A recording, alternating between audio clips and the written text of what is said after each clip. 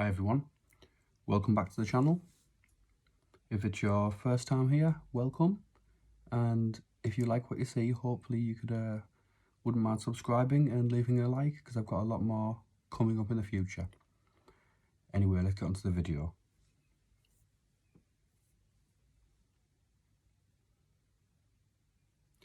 So today we will be starting a series of what I am going to be doing. I think it's going to be a 3-part series, so this is one of 3, and it's just how I dry clean, possibly wet clean, and how I eventually press my own comics.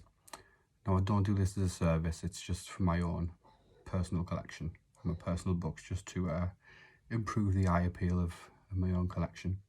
So today we're working on the Flash 166. It's a Silver Edge book, and as you can tell, it's not in the best shape. It's got wrinkles and creases throughout, a couple of dog ears on the corners, and if you can see in the white areas, there's a lot of surface dust, and it just generally needs a bit of a clean up. So today, we're just starting with dry cleaning. So it's the safest thing you can do with any book. I personally do this with all of my books, so even if they are new from the local comic shop, or if I order them online, I'll give them a quick once over, just like I'm about to do now. It just gets rid of any fingerprints or dust if it's been sat on the shelf for a while. Okay, so the first thing that I do is I will get a clean magazine size backing board, shiny side up, and I'll place the book I'm about to work on top of there. Just gives you a nice clean area to work on. Then I will take a standard sized comic backing board, again shiny side up, and I will put that under the cover that I'm currently working on.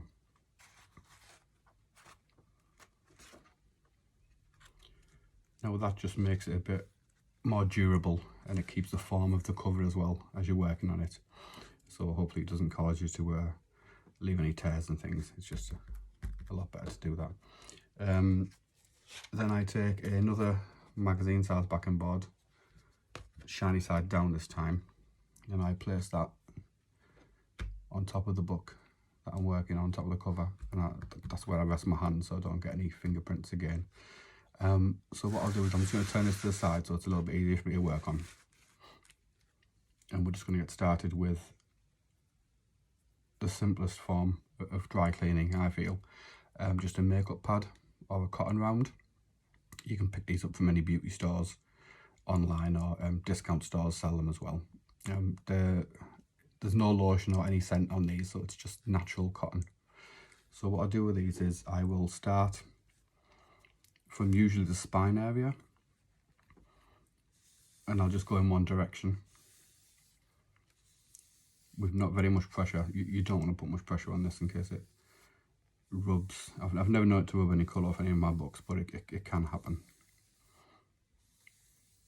So again, just one direction. You never want to rub, because as you can see there, there was a little tear in the front of this cover already, so luckily I've just caught that. I knew about that one. So if you go the other direction, you can tear your book. So you always go in one direction.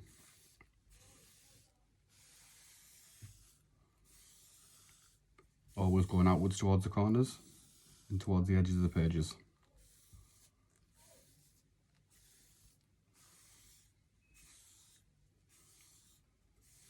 This is really beneficial for that surface dirt, especially on whites and bright colours.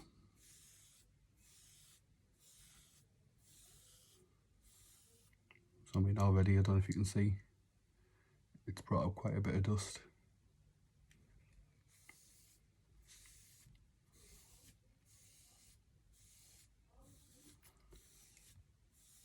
So again, I'll carry on doing this, using this hand as my resting hand, and always holding down the cover so it doesn't ruffle and move as I'm working on the book.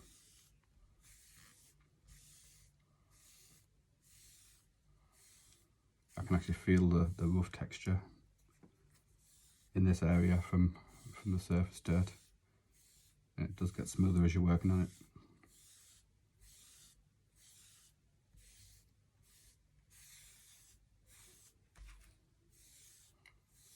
So each step, just do half, a quarter of the book, slide down the back and board. You don't want to rush this. Take time out of your day to sit down with any book that needs to be done. Take 15-20 minutes, half an hour, as long as you need to do it really. But it should never be a rush job. Always set aside a bit of time. If you've got children and things like myself, I just set a bit of time aside to sit and clean whatever books I need to clean at the time.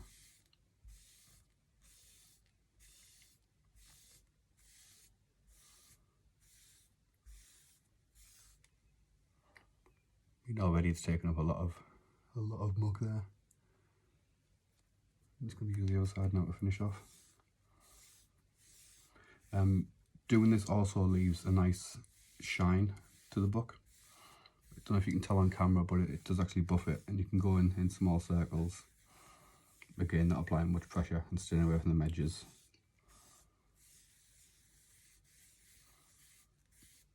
But it will leave a nice, it'll bring out the gloss of the book that you're working on.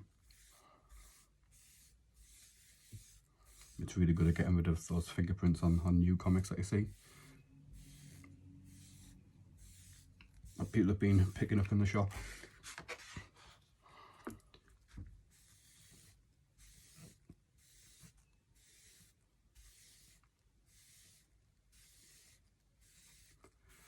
I mean, personally, I've been collecting for around a year and a half now, and as soon as I started collecting and learning about getting books graded, sending it to CGC and CBCS,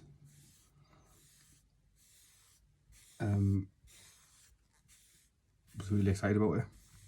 So I did actually send off I sent off a couple of books when I first started collecting, and I think I paid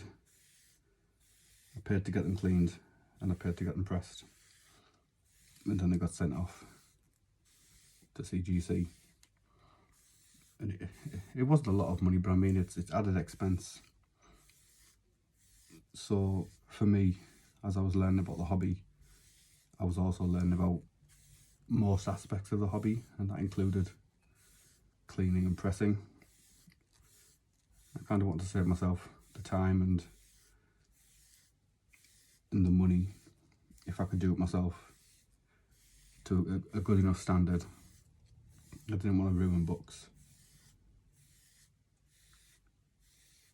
but I also wanted to put the money that I was hopefully could have saved towards more books.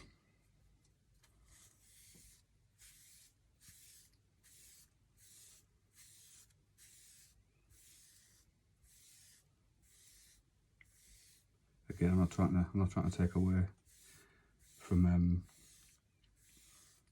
the professional cleaners and pressers out there, because a lot of them have been doing this for many years, and they are phenomenal. I've seen some fantastic work from a lot of cleaners and pressers. A guy called James Gower from the Comic Clinic springs to mind. He cleaned and pressed my first 2 books that I ever got graded, and it was phenomenal. Great service. But again, with the great service comes the waiting times, and I think I'm too impatient now, so I just learned to do it myself.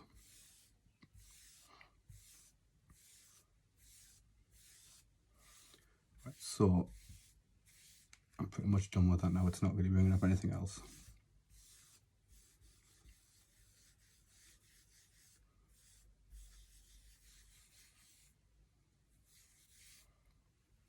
Let's have a look. I don't know if you can tell from the beginning, the gloss and the whites are slightly improved. There's still a bit of surface dirt there, but we'll we'll move on to that next. So again, once I've gone over the front cover with the makeup pad, I tend to go for the eraser. Now this one's it's seen better days, but I mean I've shaped it and molded it to how I like it. I also like to kind of ruffle up the eraser, so it does leave some bits. I kind of like that, a bit of like it's like a light abrasion, and that's just the way I do it. So for the white areas, I might rub some of that off, that eraser dust, into the white areas, and just gently, like really gently, just work the dust into the whiter areas.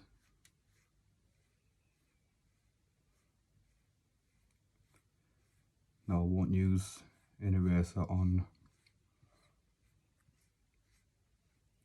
certain colours. Yellow, for example, is really susceptible to rubbing, to colour rub, and you'll just be left with a white mark with any more than just a slight touch of pressure. So I tend to stay away from using the eraser on yellow areas. I mean, the way I do it with this eraser and the amount of pressure that I use, I could probably go over the full cover with this book and not take up any colour. It's just bringing up dust.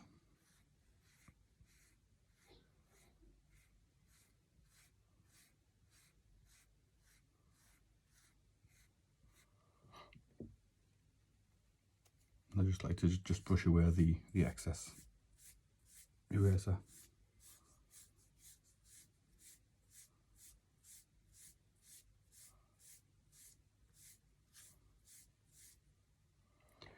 Now for smaller areas and for the speech bubbles and things that you'll see, or the boxes, the DC or Marvel boxes that you see, you'll just use an eraser top pencil.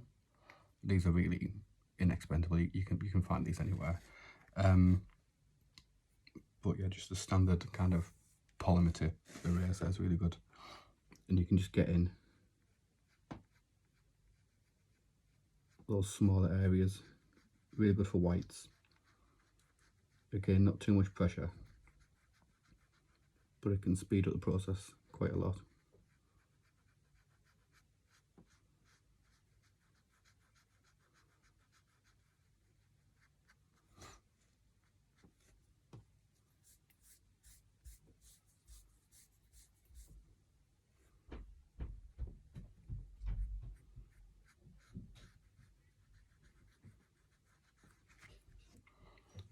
See, it just takes off the dust on the corner. And I just brush that away. But yeah, there's some really good cleaners and presses out there, as I was saying. Two of the main ones that I watched, that I still watch now, for inspiration, tips, and just the kind of way that they do the work is there's a guy called Rick at Immaculate Comics. He's got a YouTube channel he's fairly active on, and he's actually created his own processes and his own comic cleaning solution. I've not tried that yet. Again, he's in America and I'm in the UK, so I've not really taken the plunge to try that yet. It's called ImmacuClean, but I recommend checking out Rick's channel at Immaculate Comics. He's a genuine guy. He'll respond to messages and things as well. There's also a really good Facebook group called Captain Mike's.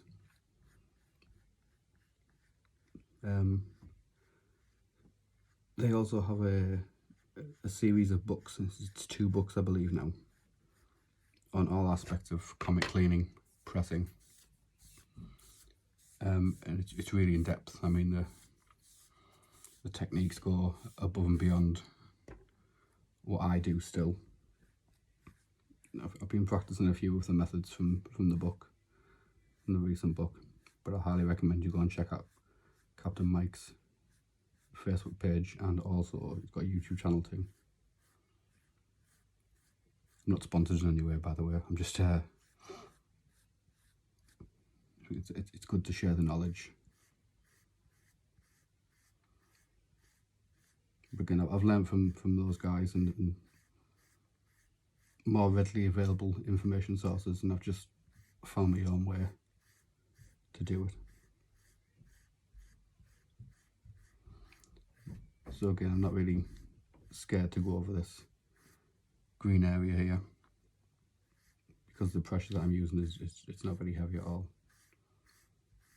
But again, I think that comes with time and practice and knowing what kind of paper you're working on and what tools you're using.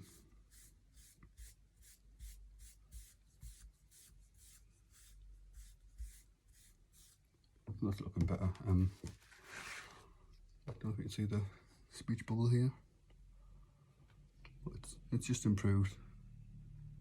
You can see where the dust was, and it's gone now. You can see the white area.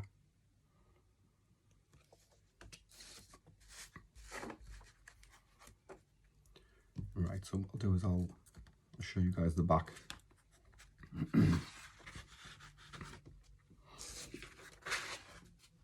Just to flip the comic, I just like to put the comic back and board on there and just flip it over. No, the back of this book is quite a lot worse than the front.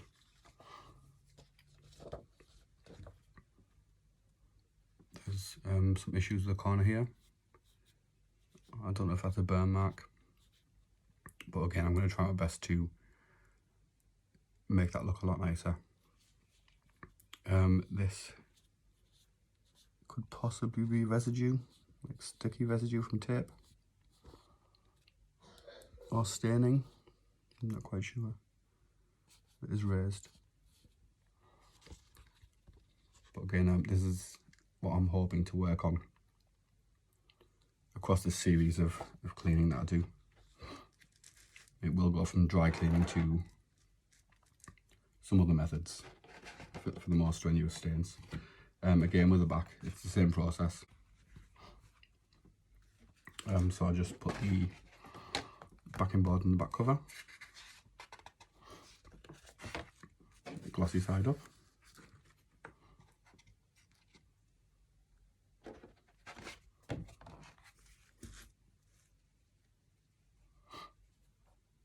and again, just same as the front.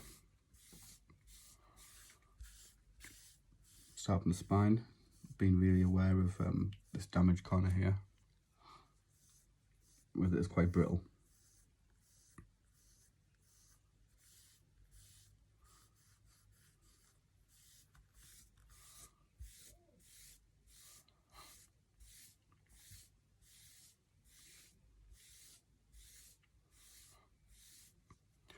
I'd like to hear from anyone else who, if you clean or press your own books, and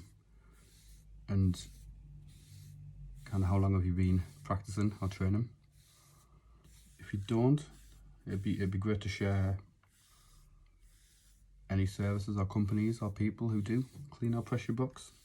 Be really interesting to check them out. I'm always happy to